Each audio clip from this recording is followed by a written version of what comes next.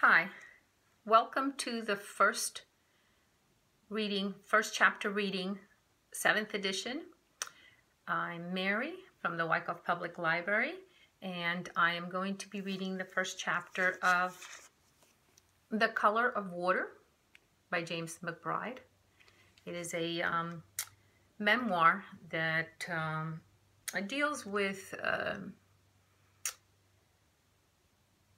race, identity, family history, as well as religion. So I really enjoyed this book, and I want you to know that it is available. If you want to download it, it's available on Libby. So I'll read the prologue and the first chapter. As a boy, I never knew where my mother was from, where she was born, who her parents were. When I asked her, she'd say, "God made me."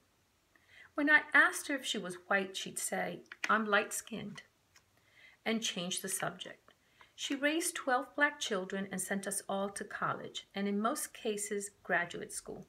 Her children became doctors, professors, chemists, teachers, yet none of us even knew her maiden name until we were grown. It took me 14 years to unearth her remarkable story. The daughter of an Orthodox Jewish rabbi, she married a black man in 1942. And she revealed it more as a favor to me than out of any desire to revisit her past. Here is her life as she told it to me.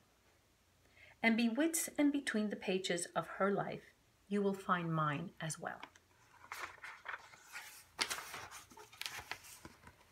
First chapter, Dead. I'm dead.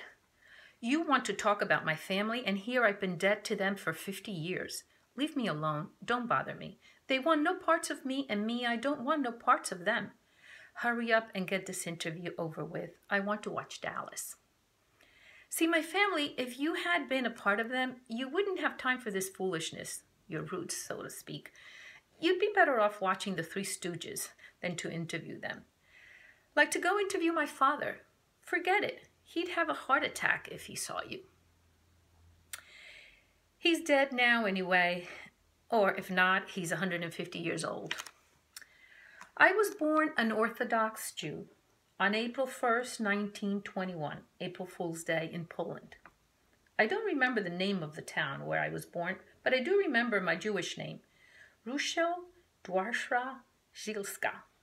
My parents got rid of that name when we came to America and changed it to Rachel Deborah Shilsky. And I got rid of that name when I was 19 and never used it again after I left Virginia for good in 1941. Rachel Shilsky is dead as far as I am concerned. She had to die in order for me, the rest of me, to live. My family mourned me when I married your father. They said Kaddish and sat Shiva. That's how Orthodox Jews mourn their dead. They say prayers, turn their mirrors down, sit on boxes for 7 days, and cover their heads. It's a real workout, which is maybe why I'm not a Jew anymore. There were too many rules to follow, too many forbiddens, and you can'ts, and you mustn'ts. But does anybody say they love you? Not in my family, they didn't. We didn't talk that way. We said things like, "There's a box in there for the nails." Or my father would say, "Be quiet while I sleep." My father's name was Fischl Shilsky, and he was an Orthodox rabbi. He escaped from the Russian army and snuck over the Polish border and married my mother in an arranged marriage. He used to say he was under fire when he ran off from the army, and his ability to slick himself out of anything that wasn't good for him stayed with him for as long as I knew him. Tate, we called him. That means father in Yiddish. He was a fox, especially when it came to money. He was short, dark, hairy, and gruff.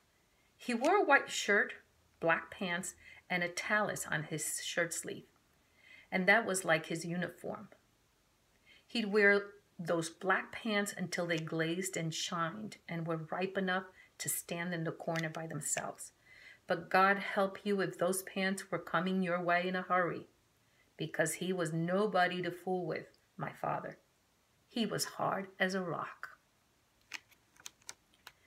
My mother was named Tudis, and she was the exact opposite of him, gentle and meek. She was born in 1896 in the town of Dobrynsk, Poland.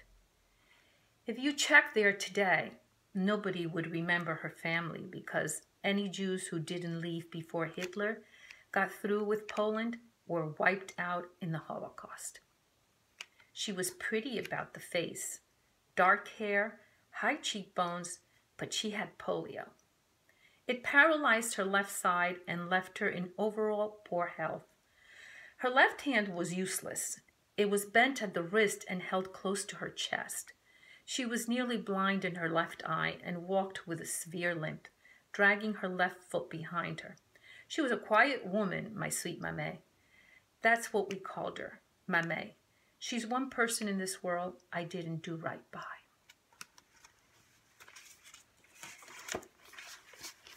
I hope that you enjoy this book, if you so choose to.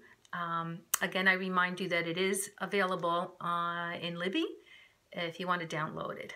And have a wonderful evening.